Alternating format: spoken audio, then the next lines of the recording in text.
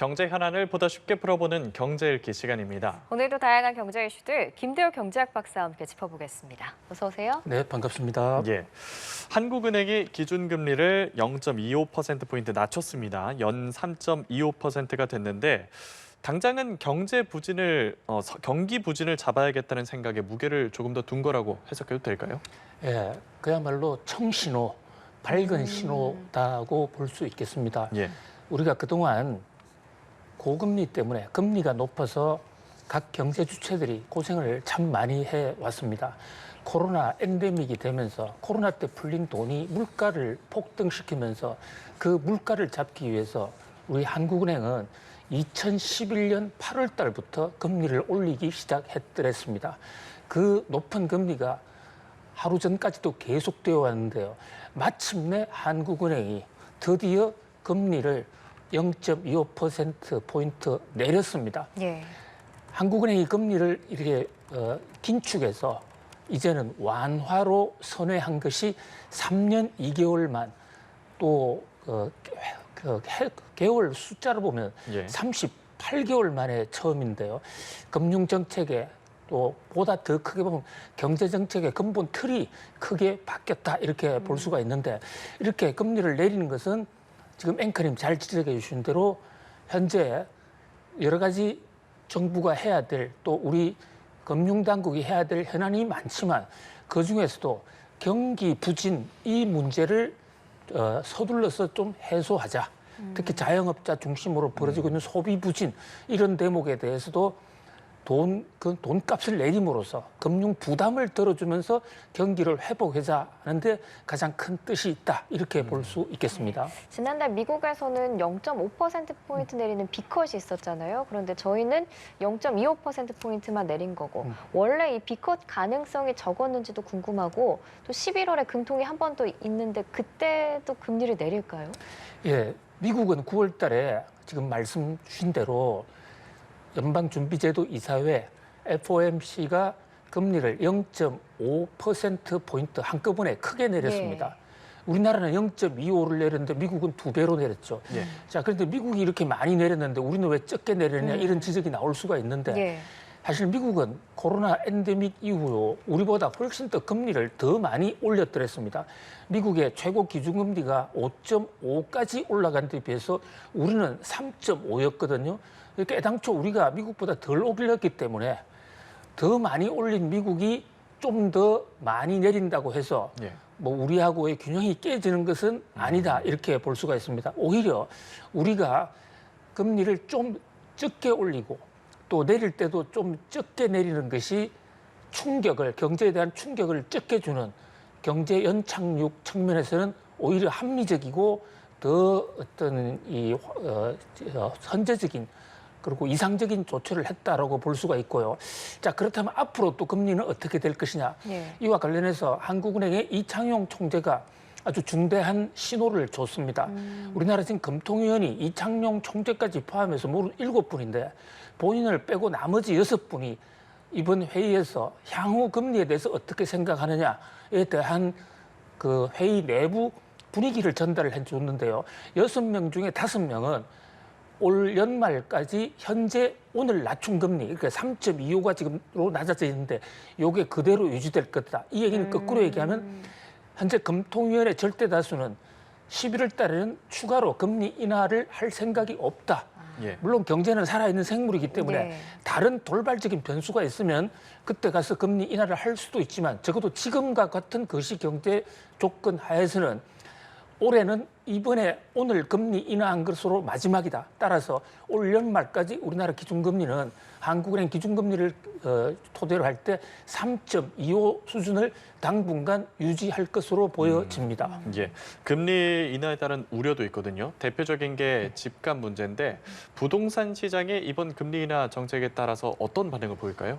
예, 지금 한국은행이 오늘 금리 인하 결정을 할 때 금리 인하하지 말자는 소수 의견이 있었습니다. 예. 서울대학교 경제학과 교수 출신인 장용성 위원이 금리 인하에 반대를 했는데요. 예. 금리 인하 반대한 이유는 지금 바로 앵커님 지적하신 대로 우리 지금 가계부채가 계속 늘어나고 있고 네. 또 부동산 시장도 완전히 잡혔다고 보기가 어렵다. 따라서 금리를 한 번 더 현 수준에서 동결하자 이런 소수 의견도 있었더랬거든요.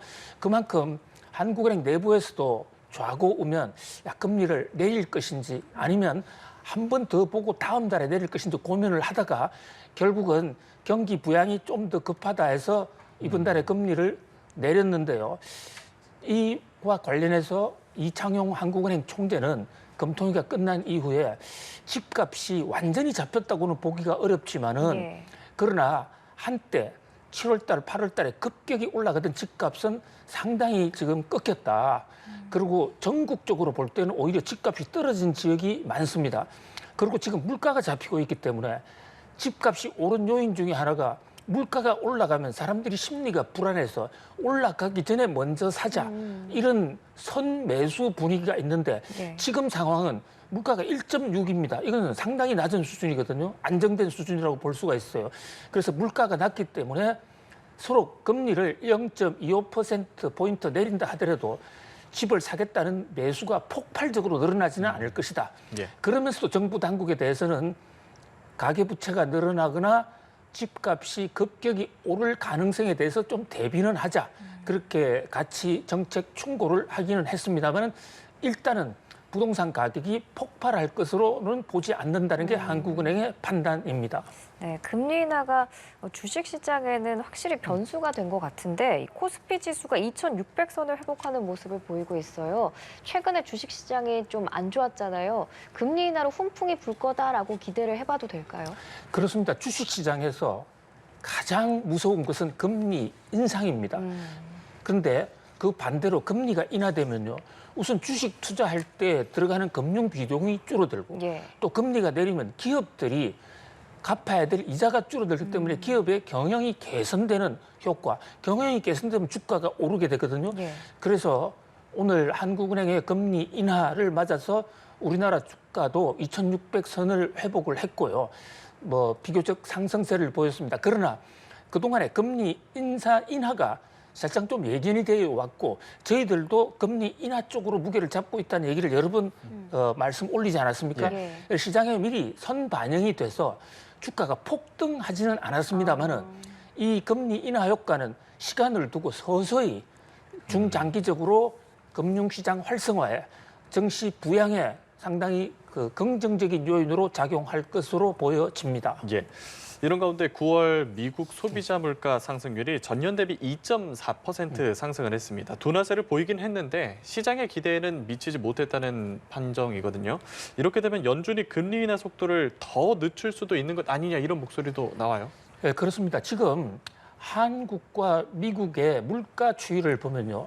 두 나라 다 물가를 잡기 위해서 금리도 올리고 했는데 미국은 지금 밤사이 나온 9월달 CPI 소비자 물가 지수가 2.4%입니다. 예. 근데 우리나라는 지금 1.65로 그래서 물가 잡는 데 있어서는 우리가 압승을 했다. 우리가 훨씬 더 잘했다. 이렇게 볼 예. 수가 있습니다. 자, 미국의 경우에는 2.4%입니다. 정부의 억제 목표가 2%인데 아직도 목표에는 좀 이르지 못했습니다. 예. 이런 관점에서 볼 때 물가를 잡기 위해서 가장 효율적인 방법은 금리 인상입니다.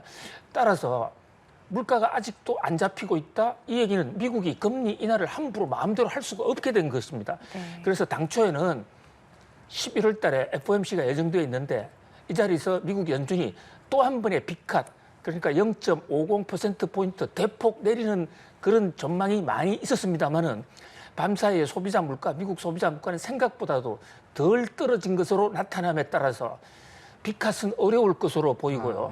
0.25 정도 내리고 그리고 오히려 금리를 동결할 수도 있다.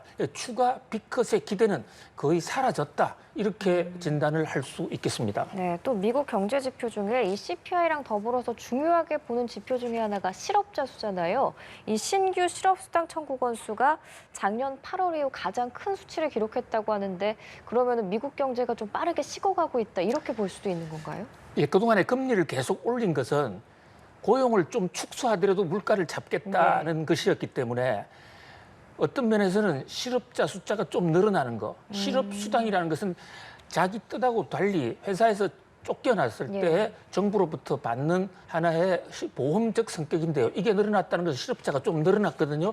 어느 정도 실업자가 늘어나는 것은 정부가 의도한 바입니다. 그래서 현재 미국의 실업자 늘어나는 속도 정도를 보고 미국 경제에 어떤 충격이 왔다 이렇게 보기는 어려워요. 다만 그 숫자가 지난주까지만 해도 계속 줄었는데 갑자기 늘어나서 혹시 이게 경기 침체로 갈 수도 있지 않나 하는 그런 경각심은 불러일으켰는데 예. 뭐 현재로서는 일시적인 상황이다. 아. 현재 미국은 경기 연착륙하고 있고 의도대로 물가도 조금씩 낮아지고 있고 고용은 조금씩 나빠지면서 경제가 전반적으로 소프트 랜딩을 하고 있다. 뭐 그래서 어떤 면에서는 미국 경제가 현 상태로서는 그 어느 때보다도 견실하다 이렇게 볼 수가 있습니다.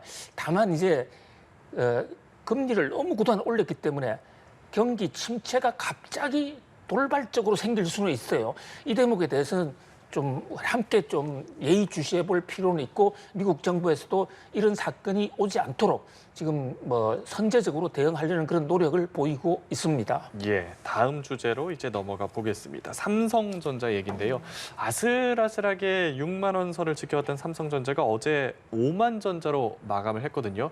어쩌다가 5만 전자까지 됐습니까? 그래야지 삼성전자가 그 한때 9만 전자, 10만 전자까지 갔던 예. 주가가 굉장히 높았었는데 또 그리고 이 삼성전자는 우리나라에서 대장주고 우리나라 국민들 중에 가장 많은 사람이 투자하고 있는 국민주라고도 할 수 있는데 이 주가가 지금 계속 떨어지고 있습니다. 지금 오늘은 한국은행의 금리 인하 효과 등도 있어서 살짝 올랐습니다만은 예. 어제는 5만 전자로까지 떨어져서 이름이 뭐 수모 그러니까 삼성전자 이름을 5만 전자로 바꿔야 되는 거 아니냐 예. 이런 얘기가 나올 정도로 안타까운 일이 벌어졌는데 왜 이러냐? 삼성전자가 인공지능 시대에 적극적인 대응을 못했다 이렇게 볼 수가 있습니다. 삼성전자도 실제로 대표 명의로 지금 부회장 명의로 사과문까지 발표를 했죠. 네. 예. 삼성전자는 여전히 1등 기업입니다.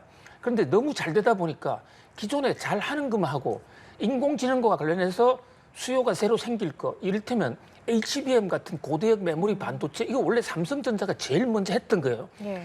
그런데 그거보다도 돈 더 많이 버는 나머지 메모리가 있으니까 HBM을 스스로 하다가 중단해버린 겁니다. 근데 그 틈을 타고 SK 하이닉스는 지금 세계 1등의 HBM 회사가 되어 있는데 그러니까 흐름을 좀 타지 못했다. 1등을 하다 보니까 공격적으로 어떤 환경을 변화시키려는 것보다는 현재 1등에 좀 안주하려고 하지 않았던가. 그래서 삼성전자도 사과문을 발표하고 분위기를 한번 획기적으로 바꿔보겠다 하고 선언을 했기 때문에 네. 뭐 저력 있는 삼성전자고 문제의 본질을 알았기 때문에 삼성전자가 다시 또 1등 반열에 올라갈 수 있지 않을까 그런 기대를 해봅니다. 지금 향후 반등이 쉽지 않다는 전망이 나오고 있는데 그 이유가 지금 박사님이 보시기에는 인공지능 시대에 좀 발빠르게 대응하지 못했다. 이게 가장 큰 원인으로 보시는 거예요? 그렇습니다. 지금 인공지능과 관련해서 메모리 반도체 부분에서도요. HBM이라는 그 수요가 폭발적으로 늘어나고 있고 삼성전자가 기존에 해왔던 D램이나 랜드 플래시 같은 경우에는 그냥 종전의 수요가 그대로 뭐 그런 대로 유지가 되고 있는 상황이거든요. 예. 그런데 삼성전자가 이렇게 이제 방향 전환을 하고 인공지능 쪽으로 좀 간다 하더라도 이미 다른 업체가 기술을 선점하고 있기 때문에 예. 그거를 따라잡는 데는 시간이 좀 걸릴 것으로 보입니다. 네. 따라서 완전히 삼성전자가 불황의 흔적을 틀고 다시 한번 도약하는 데는 뭐 적어도 1년 정도의 시간은 걸릴 수 있지 않을까. 물론 삼성전자가 어떻게 구조조정을 하고 그 혁신의 뼈를 어떻게 깎느냐에 따라서 그 위기 기간은 단축될 수도 있겠습니다만은 아무튼 앞으로의 운명은 삼성전자의 내부 개혁에 달려 있다 이렇게 볼 수 있겠습니다. 예, 우리의 대장주가 반등할 날이 오기를 한번 기다려 보겠습니다. 오늘 경제일기 김대호 경제학 박사와 함께했습니다. 오늘 말씀 고맙습니다. 고맙습니다. 감사합니다.